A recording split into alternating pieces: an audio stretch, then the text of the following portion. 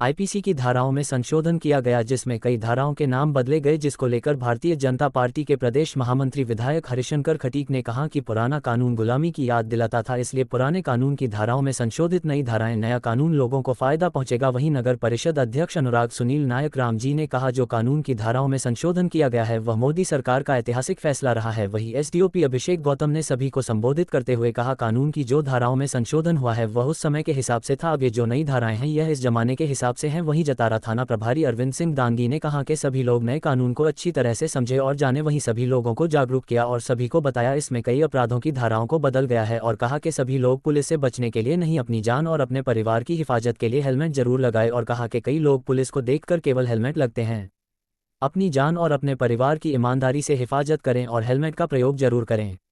जिसमें मौजूद रहे शहर काजी रफीकुद्दीन रफीक, हरि बाबू शर्मा, राम रतन दीक्षित, मोहम्मद सफ़ी, एडवोकेट किशन पटेरिया, वैरवार सरपंच सुरेंद्र दांगी, अलीम काजी, समीम ठेकेदार, सुरेंद्र यादव, सचिव दुलीचंद हिरवार, वगौरा सरपंच प्रतिनिधि कैलाश प्रजापति, सरमन सिंह उपाध्यक्ष, फिरोज पठान पार्षद, बाबूलाल गुप्ता पार्षद प्रतिनिधि, शिवाजी साहू पार्षद प्रतिनिधि आदि। इसमें उनका कोई महत्व नहीं था, उनको हटा दिया गया। कुछ नई चीजें जोड़ी गई, जैसे पहले राजद्रोह था उसको खत्म किया गया, क्योंकि वो उपनिवेशवाद का प्रतीक था। अब देश के विरुद्ध यदि कोई अपराध करेगा तो उसको दंडित किया जाए। भारतीय दंड प्रक्रिया संहिता में पहले 484 धाराएं थी, अब 531 हो गई है। बहुत सारी चीजें नई जोड़ दी गई हैं, जिसमें जनता को सुविधा हो। आप किसी भी थाने में जाके एफआईआर करा सकते हैं, 0 पे एफआईआर दर्ज करके हम सब थाने को भेजेंगे। ऐसे कुछ नए प्रावधान जोड़े गए। और दूसरा अपराध सहने वाला होता है, जो अपराध सहता है वो पीड़ित कहलाता है। इस नए कानून में पीड़ित का भी ध्यान रखा गया है। पीड़ित को विक्टिम कहते हैं, विक्टिम सेंट्रिक ये लॉ बनाया गया है, जिसमें पीड़ित का इस बात का ध्यान रखा जाए। सामान्यतः हम देखते हैं इस प्रकार की शिकायतें भी आती रहती हैं, यदि किसी ने किसी को मार दिया है तो पीड़ित बार बार इस बात की शिकायत करता है कि साहब वो तो फिर मार रहे हैं, अब हम क्या करें, साहब वो तो हम पे दबाव बना रहे हैं, हम उस प्रकार की गवाही नहीं दे पाएंगे।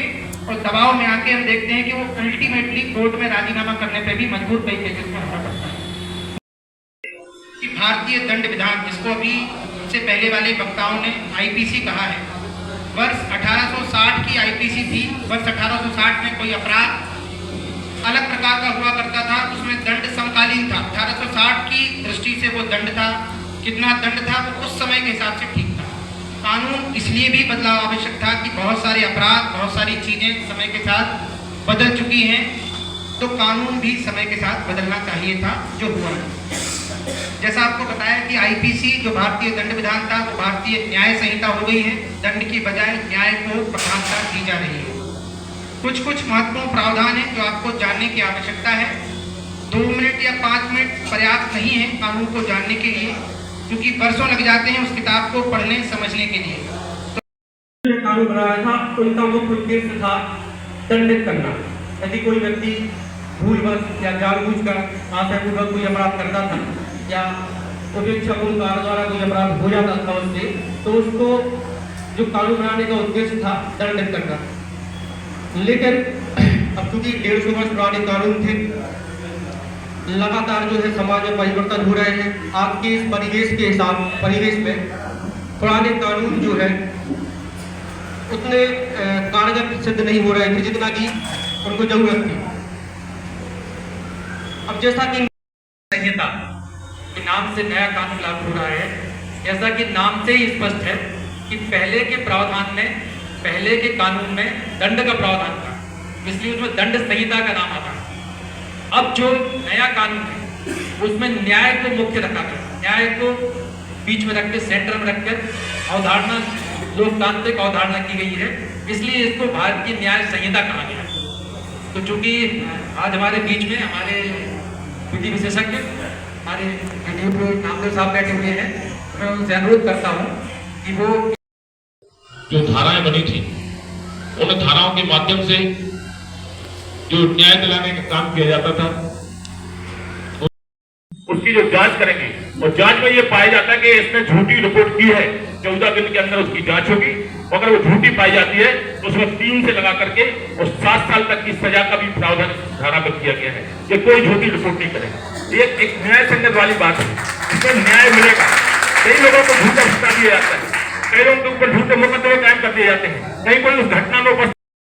देश में प्रगति की मिसाल पेश हो रही है। अब लगने लगा है कि हम स्वतंत्र भारत में रह रहे हैं। आगे देश के यशस्वी प्रधानमंत्री एवं देश के यशस्वी गृह मंत्री आदरणीय अमित शाह जी द्वारा जो नए कानून बनाए गए हैं उनमें जो हमारी पहले आईपीसी होती थी वह ब्रिटिश काल के समय की थी, अब भारतीय न्याय अधिनियम जो बना है उसमें कई धाराएं उन्होंने घटाई हैं, कई धाराएं बढ़ाई हैं। तो पहले जहां 102 होता था अब 102 होगा।